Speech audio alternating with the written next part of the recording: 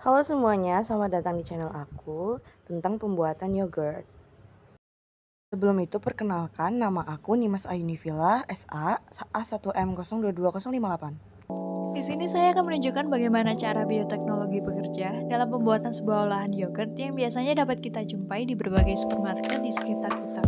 Mungkin beberapa dari kalian sangat menyukai olahan ini karena rasa masamnya yang enak, atau bisa kita jadikan topping dalam menu sarapan oatmeal. Namun, sudahkah kalian mengenal bagaimana yogurt bisa terbentuk? Yang awalnya hanyalah segelas susu, namun bisa menjadi sebuah cairan kental sedikit masak. Ups, namun jangan salah, itu bukanlah susu yang sudah busuk. Dalam bioteknologi terbentuk menjadi dua macam, yaitu konvensional dan modern. Dalam metode konvensional masih menggunakan teknik tradisional, salah satunya adalah fermentasi. Pasti banyak orang yang tidak asing mendengar kata fermentasi, bukan? Yang akan terlintas di otak kita pastilah olahan yang berbahan dasar susu maupun singkong, ataupun masih banyak bahan lainnya. Untuk di video kali ini, saya akan membahas bagaimana cara mengolah suatu produk menggunakan proses bioteknologi, khususnya dalam teknik fermentasi ini.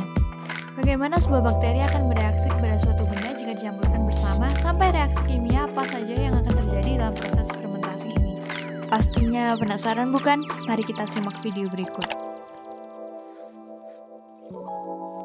Hal yang harus kita lakukan adalah mencari bahan apa saja yang dibutuhkan dalam proses pembuatan.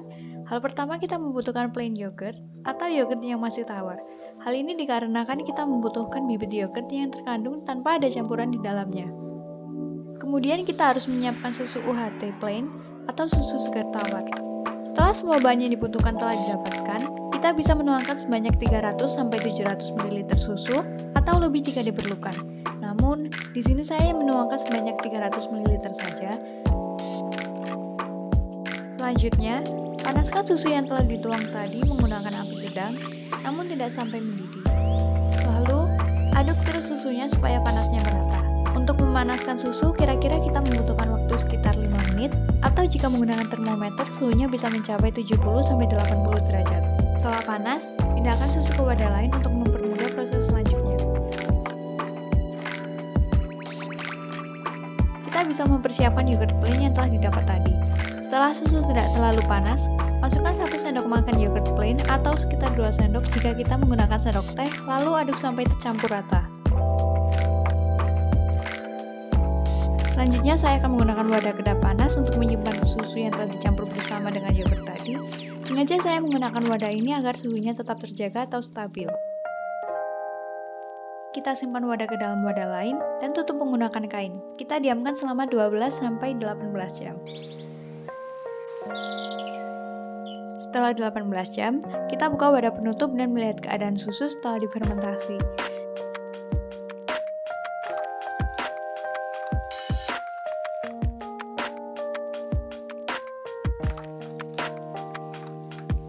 Di sini, keadaan susu telah mengental seperti yogurt pada umumnya dan rasanya tidak terlalu masam.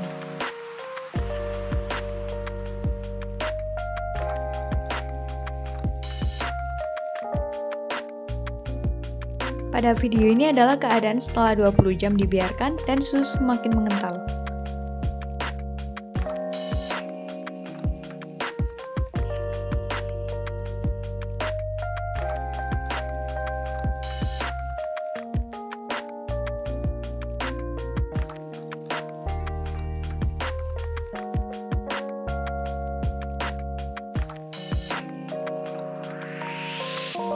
Kita bisa menyajikan yogurt ini sebagai topping oatmeal atau bahan makanan lainnya. Pastinya sangat banyak yang bisa kita buat menggunakan yogurt.